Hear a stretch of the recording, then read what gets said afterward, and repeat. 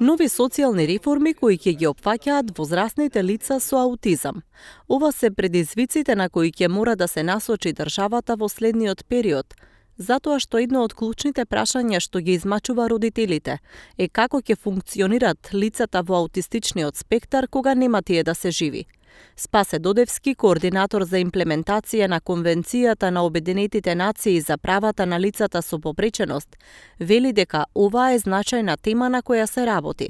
Имаме основна цел да го заокружиме целиот тој процес за поддршка и во заедницата и во образованието на лицата со попреченост.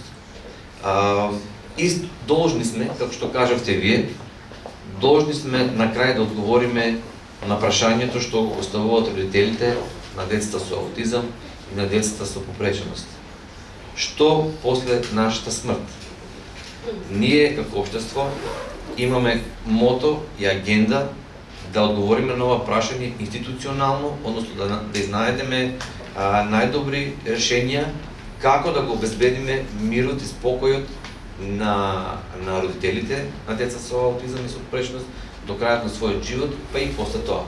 Ова прашање добива уште поголема итност со фактот дека бројот на деца во аутистичниот спектар расте.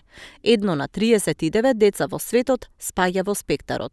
Тука треба да направиме јасна дистинкција дали станува збор за класичен аутизам кој што треба да се дијагностицира до 3-та година, дали станува збор за псевдоаутизам, односно лажен аутизам кој што се повеќе и повеќе го имаат дечињата, бидејќи се изложени најпрво на паметна технологија.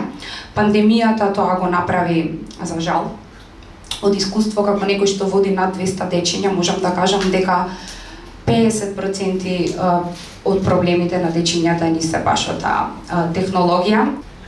Меѓутоа, мислам дека најбитен сегмент или најбитен дел од триаголникот дете, родител и наставник е родителот.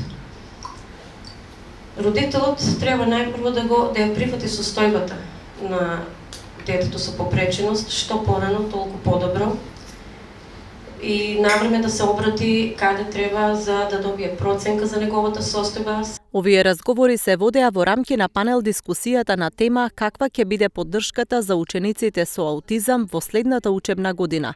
Настанот го организираше Демократски институт за општествени и политички анализи од Струмица.